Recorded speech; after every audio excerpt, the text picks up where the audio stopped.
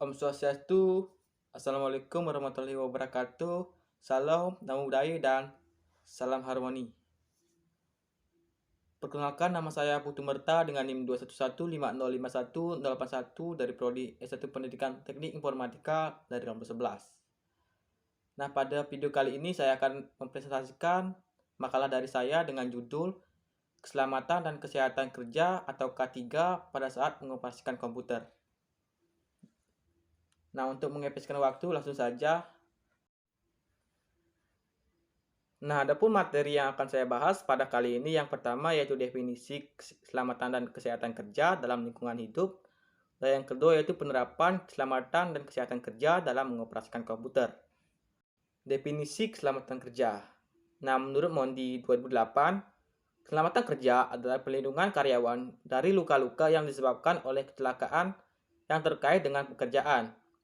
Risiko keselamatan merupakan aspek-aspek dari lingkungan kerja yang dapat menyebabkan kebakaran, ketakutan aliran listrik, terpotong, luka memar, keselio, patah tulang, kerugian alat tubuh, penglihatan, dan pendengaran. Adapun definisi kesehatan kerja. Nah, menurut Mondi 2008, kesehatan kerja adalah kebebasan dari kekerasan fisik. Risiko kesehatan merupakan faktor-faktor dalam lingkungan kerja yang bekerja melebihi periode waktu yang telah ditentukan. Nah, lingkungan yang dapat membuat stres, emosi, atau gangguan fisik.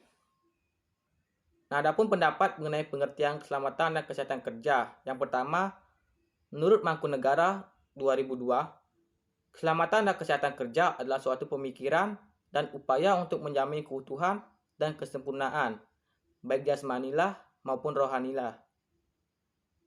Tenaga kerja adalah pada khususnya dan manusia pada umumnya. Hasil karya dan budaya untuk menuju masyarakat yang adil dan makmur. Nah, adapun yang kedua menurut Sumaur 2001, keselamatan kerja merupakan rangkaian usaha untuk menciptakan suasana kerja yang aman dan tentram bagi para karyawan yang bekerja di perusahaan yang bersangkutan. Nomor 3 menurut Simanjuntak tahun 1994, keselamatan kerja adalah kondisi keselamatan yang bebas dari risiko kecelakaan dan kerusakan, di mana kita bekerja yang mencakup tentang kondisi bangunan, kondisi mesin, peralatan keselamatan, dan kondisi pekerja. Nah, yang keempat, menurut Mattis dan Jackson tahun 2002, yang menyatakan bahwa keselamatan kerja adalah merujuk pada perlindungan terhadap kesejahteraan fisik seseorang terhadap cedera yang berkaitan dalam pekerjaan. Nah, kesehatan kerja merujuk pada kondisi umum fisik, mental, dan stabilitas emosi secara umumnya. Kemudian yang kelima menurut Ridley John tahun 1983 yang dikutip oleh Baby Sontesia tahun 2000 yang mengartikan kesehatan dan keselamatan kerja adalah suatu kondisi dalam pekerjaan yang sehat dan aman, baik itu bagi pekerjanya, perusahaan, maupun bagi masyarakat dan lingkungan sekitar, pabrik, atau tempat bekerja tersebut. Nah, yang terakhir menurut Jackson tahun 1999 yang menjelaskan bahwa kesehatan dan keselamatan kerja menunjuk kepada kondisi-kondisi fisiologis, fisikal, dan fisiologi tenaga kerja yang diakibatkan oleh lingkungan kerja yang disediakan oleh perusahaan. Nah, adapun keselamatan dan kesehatan kerja dalam lingkungan hidup. Kesehatan kerja bisa terganggu karena penyakit, stres, maupun karena kecelakaan. Nah, program kesehatan yang baik akan menguntungkan para pekerja secara material. Nah, selain itu, mereka dapat bekerja dalam lingkungan yang lebih nyaman. Sehingga secara keseluruhan, para pekerja akan dapat bekerja secara lebih produktif. Nah, untuk penerapan program K3 dalam perusahaan akan selalu terkait dengan landasan hukum penerapannya program K3. Landasan hukum tersebut memberikan pijakan yang jelas mengenai aturan yang menuntutkan bagaimana K3 harus ditetapkan. Adapun berdasarkan Undang-Undang Nomor 1 Tahun 1970 Pasal 3 Ayat 1. Nah, kemudian syarat-syarat keselamatan kerja yang juga menjadi tujuan pemerintah membuat aturan K3. Yang pertama yaitu mencegah dan mengurangi kecelakaan. Yang kedua, mencegah, mengurangi, dan memadamkan kebakaran. Yang ketiga, mencegah dan mengurangi bahaya peledakan. Yang keempat, memberikan keselamatan, memberikan kesempatan atau jalan penyelamatan diri pada waktu kebakaran dan kejadian-kejadian lain yang berbahaya. Yang kelima yaitu memberi pertolongan pada kecelakaan. Yang keenam, memberikan alat-alat perlindungan diri pada para pekerja. Yang ketujuh yaitu mencegah dan mengendalikan timbul atau menyebar luasnya suhu, kelembapan, debu, kotoran, gas, uap, asap, hembusan angin, cuaca, sinar radiasi, suara, dan getaran. Adapun nomor ke-8 yaitu mencegah dan mengendalikan timbulnya penyakit akibat kerja baik fisik maupun psikis, peracunan, infeksi, dan penularan. Yang ke-9 yaitu memperoleh penerangan yang cukup dan sesuai. Dan yang ke-10 menyelenggarakan suhu dan kelembapan udara yang baik. Yang ke-11 yaitu menyelenggarakan penyegaran udara yang cukup. Yang ke-12 memelihara kebersihan, kesehatan, dan ketertiban. Yang ke-13 memperoleh keserahasiaan antara tenaga kerja, alat kerja, lingkungan, cara dan proses kerjanya. Yang ke-11 mengamankan dan memperlancar pengangkutan orang, binatang, tanaman, atau barang. Yang ke-15 mengamankan dan memelihara segala jenis bangunan. Yang ke-16 mengamankan dan mempercepat pekerjaan bongkar muat, perlakuan dan penyimpanan barang. Serta yang terakhir ke-17 yaitu mencegah terkena aliran listrik yang berbahaya. Adapun penerapan keselamatan dan kesehatan kerja dalam mengoperasikan komputer. Nah, penggunaan komputer yang terus-menerus dapat menyebabkan keluhan-keluhan pada beberapa anggota tubuh. Nah, semisal pada otot leher yang kaku dan pegal, mata yang terasa kabur, dan sebagainya. Tanpa kita sadari, perangkat komputer yang sebenarnya dapat menimbulkan penyakit karena pemakaiannya. Mulai dari tata letak, meja dan kursi, layar monitor, keyboard, dan printer merupakan peralatan yang dapat menimbulkan penyakit pada pemakaiannya. Nah, untuk mengurangi keluhan pada saat bekerja dengan komputer, ada baiknya tempat yang digunakan dalam berkomputer hendaknya dirancang sedemikian rupa. Nah, adapun K3H dalam penggunaan komputer. Yang pertama, posisi tubuh. Adapun posisi tubuh yang pertama yaitu posisi kepala dan leher.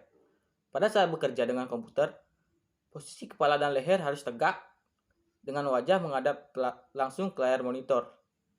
Leher tidak boleh membungkuk atau menengadah, karena hal ini dapat menyebabkan sakit pada leher. Nah, yang kedua yaitu posisi punggung.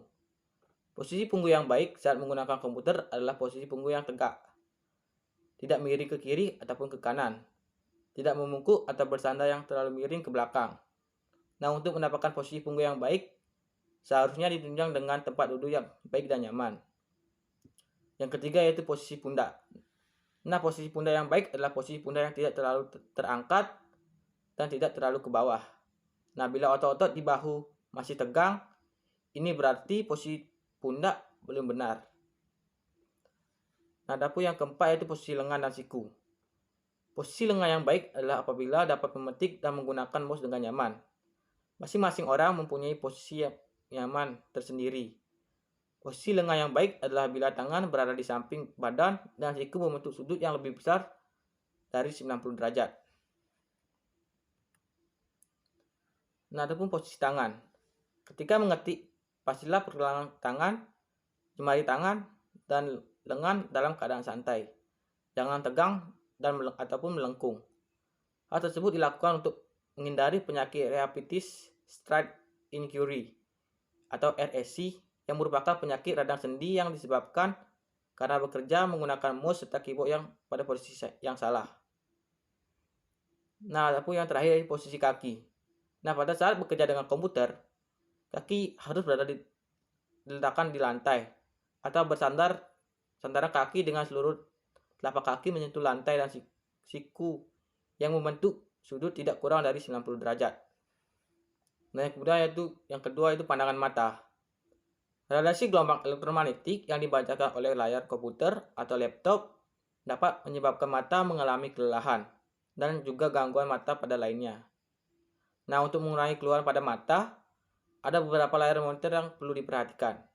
Nah, yang pertama, harus meletakkan monitor sedemikian rupa di ruangan, sehingga layar monitor tidak memantulkan cahaya dari sumber cahaya yang lain.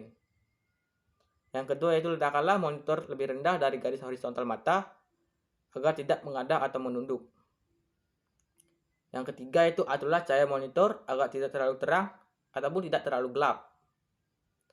Kemudian yang terakhir yaitu sering-seringlah mengedipkan mata untuk menjaga mata agar tidak kering dan sesekali memandang jauh ke dalam keluar ruangan. Nah, dari pemaparan materi di atas, maka dapat diambil kesimpulan bahwa kesehatan dan keselamatan kerja adalah suatu usaha dan upaya untuk menciptakan perlindungan dan keamanan dari risiko kecelakaan dan bahaya, baik fisik, mental, maupun emosional terhadap pekerja, perusahaan, masyarakat, dan lingkungan. Nah, jadi kesehatan dan keselamatan kerja tidak melulu berkaitan dengan masalah fisik kerja, tapi juga mental, psikologis, dan emosional. Nah, dalam penggunaan komputer, kita harus menjaga kesehatan, kenyamanan, maupun keselamatan bagi tubuh kita. Nah, tujuan dari diterapkannya K3 ini adalah untuk meminimalkan kecelakaan dalam penggunaan komputer sebagai suatu sistem program yang dibuat bagi pekerja dan untuk pengusaha. K3 ini diharapkan menjadi upaya preventif terhadap timbulnya kecelakaan kerja dan penyakit yang timbul yang diakibatkan oleh hubungan kerja dalam lingkungan kerja. Nah, adapun saran yang dapat saya ambil sebagai penulis yaitu yang pertama yaitu diharapkan agar perusahaan atau kontraktor dapat lebih meningkatkan program K3 ini pada setiap proyek pembangunan agar para pekerja lebih merasa aman dan nyaman, khususnya lebih tegas terhadap pekerja yang tidak membiasakan diri untuk menggunakan APD. Nah, saat bekerja, karena di samping untuk keselamatan pekerja, perusahaan juga diuntungkan untuk dari segi produktivitas dan biaya yang dikeluarkan saat terjadinya kecelakaan kerja. Nah, yang kedua yaitu diharapkan agar semua kontraktor atau perusahaan harus lebih lagi mensosialisasikan program K3 untuk meningkatkan dukungan pekerja terhadap program K3 yang nantinya juga meningkatkan komitmen kerja terhadap perusahaan. Baik, sekian yang dapat saya sampaikan pada presentasi kali ini. Dan bila ada kesalahan kata dari saya, baik sengaja maupun tidak sengaja, mohon untuk dimaklumi. Akhir kata saya ucapkan terima kasih. Om Santi Santi Santi Om.